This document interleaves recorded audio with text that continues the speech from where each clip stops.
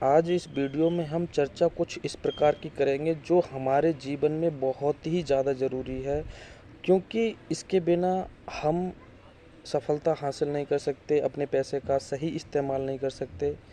और इस बात का जानना बहुत ज़रूरी है कि कौन सी लायबिलिटीज़ होती हैं और कौन से एसेट होते हैं। इसके बारे में ज़्यादातर लोगों को नहीं पता होता है। कई बार हम ऐसी चीज़ें खरीद लेते हैं जिनको खरीद कर के हमें ऐसा महसूस होता है कि ये एसेट हैं, लेकिन वो हकीकत में लायबिलिटीज़ होते हैं। नमस्ते दोस्तों, मेरा नाम है अखिलेश कुमार।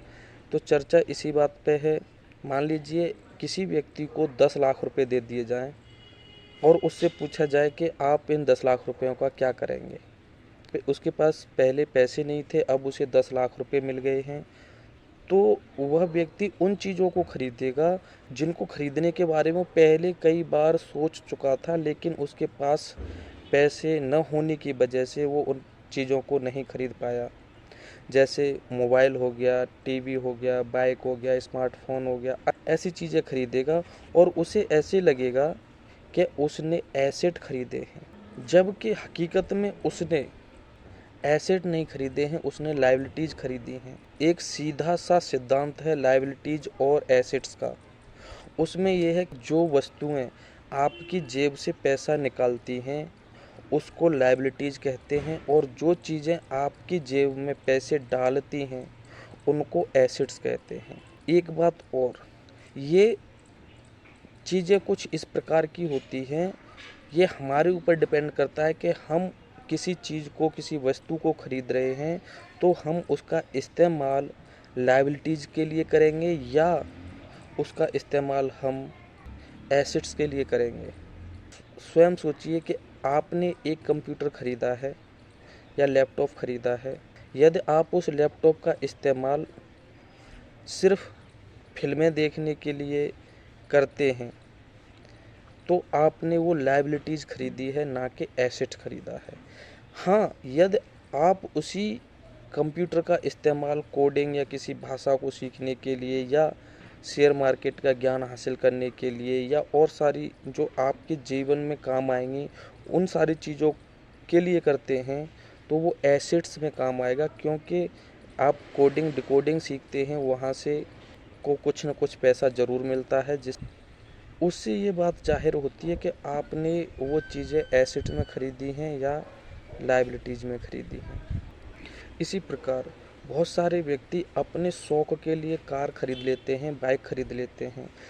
कार खरीदने के दो पर्पज़ हो सकते हैं: अपने पड़ोसियों में, अपने दोस्तों में अपनी इज्जत को ऊंचा दिखाना, अपने रहन सहन को अच्छा दिखाना। इसे एसेट में नहीं रख सकते हम, इसको हम लायबिलिटीज़ में रखेंगे, क्योंकि आप पैसा खर्च सिर्फ दिखावे के लिए कर रहे हैं, ना कि कमाई के लिए। हाँ, आपने कार खरीदी है और उसे आप किसी कैब में चला रहे हैं या आप उसे रेंट पे उठा रहे हैं पर डे, तो उस हिसाब से वो रोज़ाना आपकी जेब में कुछ न कुछ पैसे डाल रही है। इस बात से पता लगता है कि आपने एसेट खरीदा है।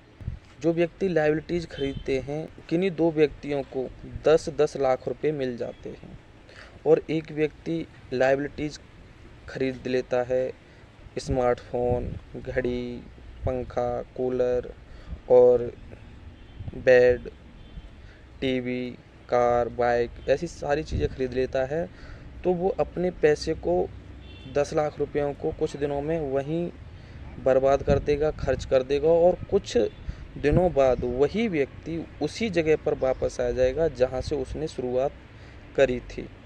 एक व्यक्ति जिसने 10 लाख रुपए और मिले थे, उस व्यक्ति क्या करता है, थोड़ा पेशेंस रखता है, अपनी लायबिलिटीज़ पर कंट्रोल रखता है, अपने ऐशो आराम पर कंट्रोल रखता है, और वो अपने पैसों को इन्वेस्ट करता है।